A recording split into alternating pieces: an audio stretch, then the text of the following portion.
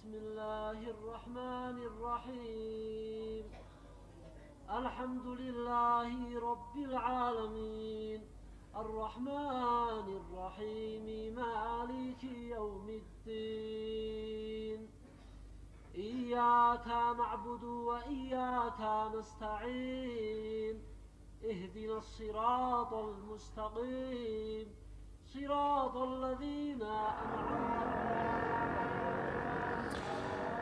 8h15, un matin comme les autres, ou presque, dans la rue Abdelmorni, l'artère centrale de la partie neuve de la capitale yéménite.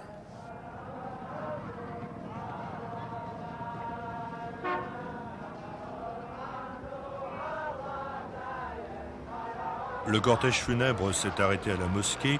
Ici, rien de triste, rien de solennel, rien de pompeux, tout est empreint d'une grande simplicité.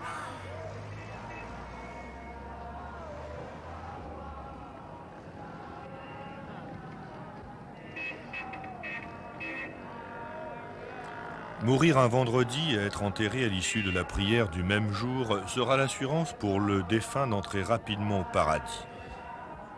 Et tout le long du trajet, les hommes vont saisir à leur tour les poignées de ce brancard improvisé afin d'accumuler les mérites. Mérites qui leur permettront, pense-t-il, lorsque leur tour sera venu, de pénétrer plus facilement au paradis dans les jardins d'Allah.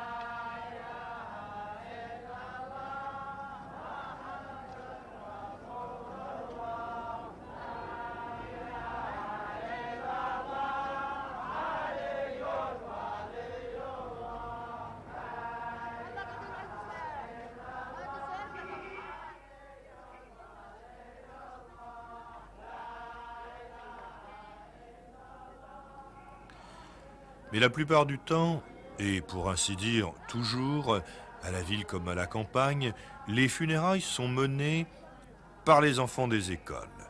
Nous en avons été les témoins à diverses reprises, et notamment dans un petit village de montagne, un bourg d'une 50aine d'habitants, où pour la circonstance, le faqih, l'instituteur, était devenu le maître de cérémonie.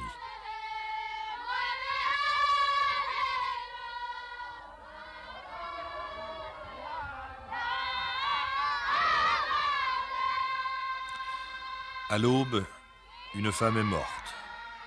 Derrière le faqih, les enfants prennent le chemin du cimetière. Au Yémen, comme dans l'ensemble de la péninsule arabique, un mort est toujours mis en terre dans les heures qui suivent le décès. Il n'y a jamais de longue attente ni de longue veillée, et le plus grand des personnages est enterré comme le dernier de ses sujets.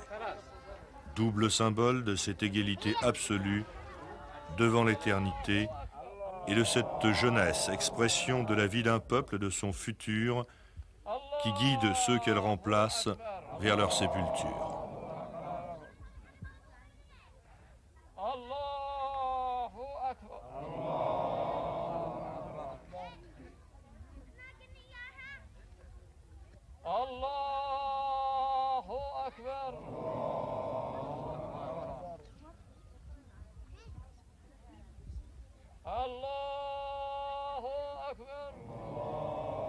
Le petit cimetière à l'extérieur du bourg n'a pas ce caractère sacré qu'on lui attribue parfois, pas de mausolée, des sentiers qui passent au milieu des tombes, et après un dernier arrêt à l'entrée du cimetière, les hommes vont reprendre leur marche, toujours précédés des enfants qui continuent de clamer leur litanie.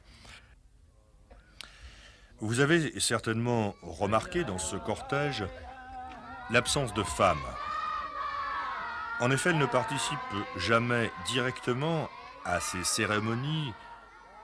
Elles préparent le mort et observent le déroulement de l'enterrement depuis les terrasses des maisons voisines.